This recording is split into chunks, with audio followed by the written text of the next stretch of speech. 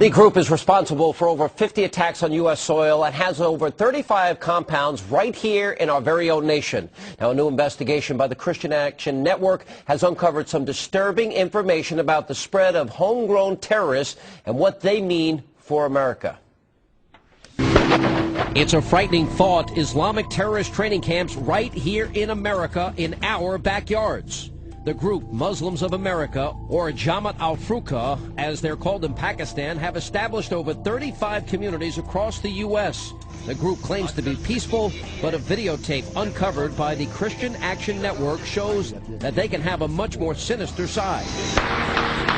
The video, called The Soldiers of Allah, features Sheikh Mubarak Ali Ghanali, the mastermind and the leader of the group here in the U.S. We are establishing training camps. You can reach us, at Brown Group University offices in upstate New York, or in Canada, or in Michigan, or in South Carolina, or in Pakistan. Wherever we are, you can reach us.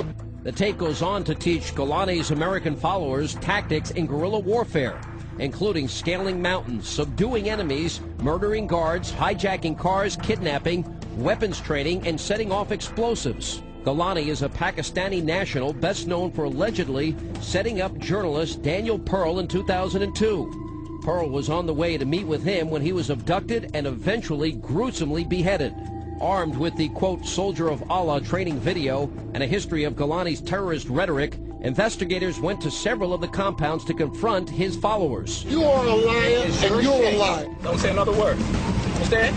They were met with denial, hostility, and in some cases even violence. Clearly looks like either knife holes or bullet holes. And the question remains, why have these communities been left to flourish here in the U.S.? And is it only a matter of time before this anger spills on over into a violent incident? And Martin Moyer now joins us. 35 facilities in the U.S. Tell me this is not true, and how does this continue to exist? Well, there's 35 compounds, villages, communities that Sheikh Jilani has inside the United States. They range anywhere from the east coast of York, South Carolina, to the west coast, Seattle, Washington, Hancock, New York, down to Texas. Knowing the extremism that you're talking about, that he advocates here, and this is not in dispute, correct? No, it's not in dispute. Then why would the United States government allow these facilities to stay open?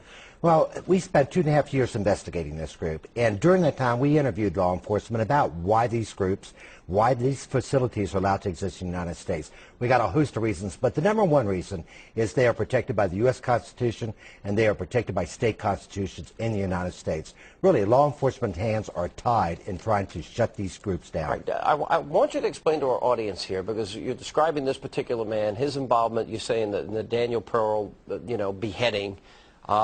How certain are you that every one of those compounds shares the radical views?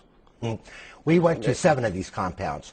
We had the Soldiers of Allah videotape, which your viewers just watched, and we said we're going to set out on a mission. We're going to visit the 7 compounds we were aware of and ask their leaders to watch this tape, either accept or reject Sheikh Jilani's call to be an Islamic guerrilla warfare training camp.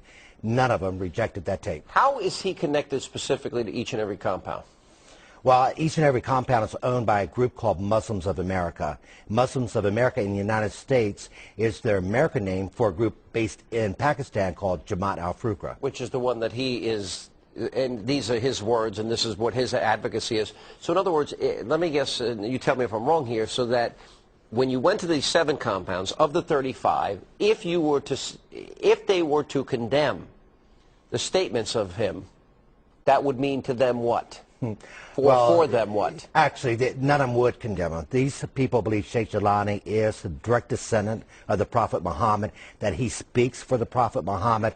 They follow him with utmost loyalty. They believe basically he is speaking for the word of Allah. They will not condemn him. They will not criticize him. That's what we learned. As a matter of fact, in one camp in Jessup, Georgia, one of the leaders watched the Soldiers of Allah videotape and said, what's wrong with Sheikh Jilani setting up paramilitary training camps inside the United States?